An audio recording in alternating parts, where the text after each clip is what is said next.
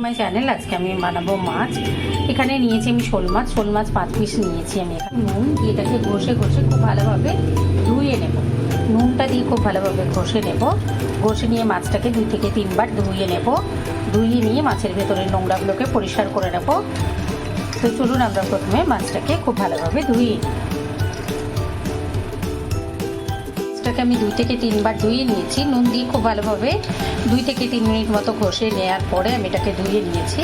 এখন আমি সুন্দরভাবে ধুয়ে নেব। দেখুন মাছের এই পোর্শনগুলোতে যে ব্লাড লেগে থাকে সেগুলো কিন্তু আমাদের খুব ভালোভাবে পরিষ্কার করতে হবে।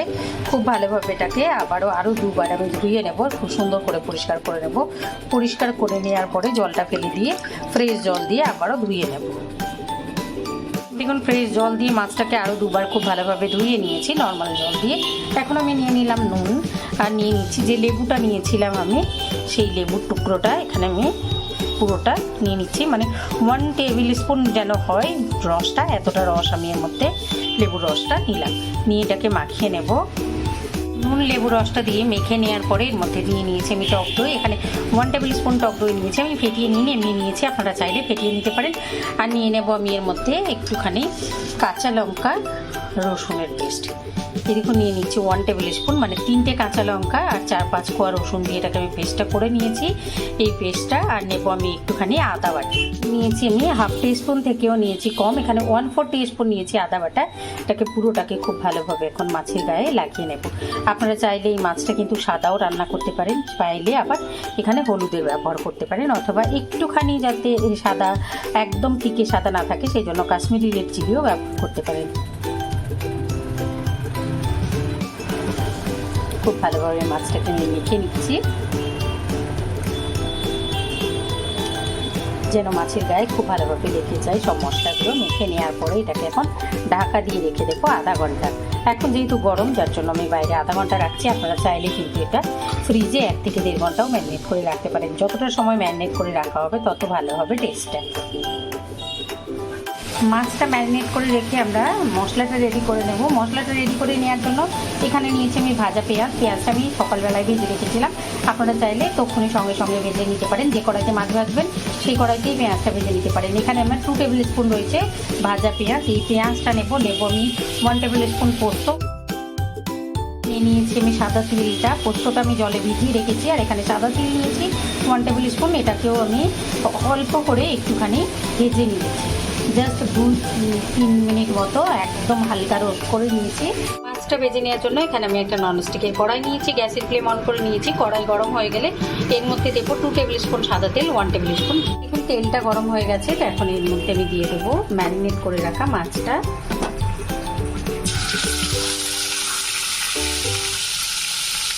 আমি মাছটা দেওয়ার পরে এটাকে রেখে দেবো 2 থেকে 3 মিনিট পর এটাকে উল্টে নেবো। একবারে কড়কড়ে করে ভাজা করবো না, একটুখানি মিডিয়াম ভেজে নেবো। আর মাছটা ভাজার জন্য আমি এখানে ঘি আর সাদা তেল নিয়েছি। আপনারা চাইলে সাদা তেলের বদলে পুরো ঘি দিয়েও করতে পারেন, অথবা বাটার দিয়েও করতে পারেন। তো এরকম মাছটা হয়ে গেলে আমি এগুলোকে উল্টে নেবো 2 মিনিট পরে। 2 মিনিট হয়ে গেছে, মাছগুলোকে আমি এখানে উল্টে নেবো।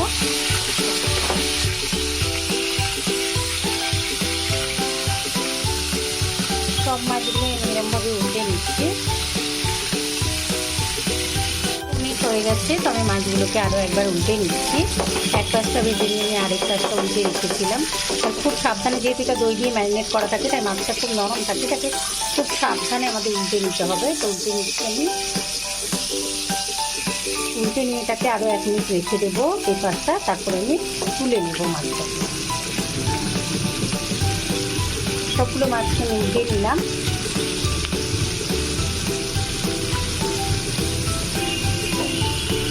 মাছটাকে আমি তুলে নিচ্ছি, একটা একটা করে সবগুলো মাছ আমি তুলে নেব। তুলে নিয়ে ওই তেলের মধ্যেই আমি দিয়ে দিয়েছি একটা টুকরো, ছোট্ট একটা টুকরো দারচিনি, 2টো লবঙ্গ, একটা ছোটো এলাচ আর একটা তেজপাতাকে আমি টুকরো করে দিয়ে দিয়েছি। এখন এর মধ্যে দিয়ে দেবো মাছটা ম্যারিনেট করে যে দইটা আর কাঁচা লঙ্কার এই পেস্টটা ছিল সেটা আমি মাছটা দিয়ে দিচ্ছি। এই পেস্টটার মধ্যে দিচ্ছিলাম প্রথমে। এবারে আমরা দেখবো যে পেস্টটা আমরা রেডি করে নিলাম, সেই পেস্টটা এখানে দিলাম আমি তৈরি করে নেওয়া পেস্টটা দিয়ে এটাকে আমি গ্যাসের ফ্লেমটা লোয়ে রেখে পেস্টটাকে খুব ভালোভাবে আমরা করে নেব, কষিয়ে নেব। এখন এর মধ্যে চাইলে আপনারা একটুখানি গুঁড়ো মশলা অ্যাড করতে পারেন, একটু জিরে গুঁড়ো অ্যাড করতে পারেন। আমি এর মধ্যে কোনো রকম কোনো আর মশলা অ্যাড করবো না। আমি এর মধ্যে তিল দিয়েছি, এর মধ্যে দিয়েছি আমি পোস্ত, এর মধ্যে দিয়েছি আমি আধখানা টমেটো, তো আমি সবটা, আর আদা রসুন যেহেতু আমরা মাছের সঙ্গে ম্যারিনেট করে রেখেছিলাম তার জন্য এর মধ্যে অ্যাড করছি না। এটাকে খুব ভালোভাবে কষিয়ে নেব। মশলাটা কষাতে কষাতে যখন এরকমভাবে দেখবো আমরা উপরের দিকে তেলটা ভেসে আসছে, তখন এর মধ্যে অ্যাড করবো আমি একটুখানি গরম মশলার গুঁড়ো করে দিলাম। আমি গরম মশলার গুঁড়ো, এখানে মৌরি, এলাচ আর দারচিনি রয়েছে আমার এই গুঁড়োটার মধ্যে। আপনারা চাইলে বড় এলাচও গুঁড়ো করে রাখতে পারেন, নিয়ে একসঙ্গে নিয়ে যে কোনো মাংস বা মাছের মশলাই অ্যাড করতে পারেন। আমি এটাকে আরও একটু কষিয়ে নেব, তারপরে এর মধ্যে দিয়ে দেবো আমি জল। প্রথমে আমরা বোলটা ধুয়ে একটু জলের মধ্যে আমরা মাছটা ম্যারিনেট করে রেখেছিলাম, সেই বোলটা ধুয়ে আমি জলটা অ্যাড করব প্রথমে।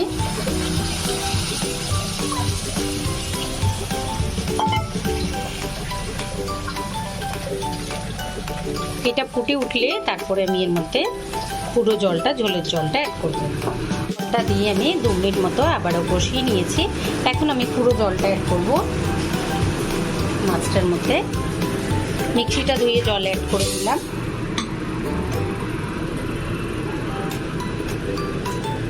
এবারে এর মধ্যে দিয়ে দেবো ফুটে উঠলে মাছগুলো। এই দেখুন ঝোলটা ফুটতে শুরু করেছে, এখন এর মধ্যে দিয়ে দেবো আমি একটা একটা করে মাছগুলো।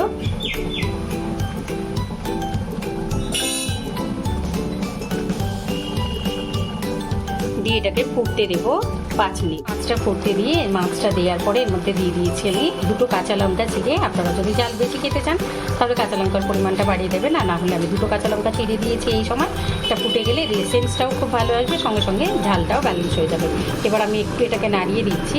এটা যে যেরকম গ্রেভি রেখে খেতে চাইবেন সে সেরকমভাবে রাখতে পারবেন, তবে এটা একদম পাতলা গ্রেভি ভালো লাগে না। এটা যখন উপরে তেলটা ভেসে আসবে গ্রেভিটার উপরে, তখন আমরা এটাকে তুলে সার্ভ করে দেবো। এই দেখুন আরও 3 মিনিট মতো ফুটিয়ে নিয়েছি আমি, নিশ্চয়ই দেখতে পাচ্ছেন উপরে পুরো তেলটা ভেসে এসছে। এখন আমি গ্যাসের ফ্লেম অফ করে দিয়ে এটাকে 5 মিনিট রেখে দেবো, তারপরে তুলে সার্ভ করবো। এই দেখুন 5 মিনিট পর আমি ঢাকাটা তুলে নিলাম, এটাকে স্ট্যান্ডিং টাইম দিয়ে রেখেছিলাম। এখন আমি তুলে সার্ভ করে দেবো। আর নিশ্চয়ই দেখতে পাচ্ছেন যে মাছটা দেখতে কতটা সুন্দর হয়েছে।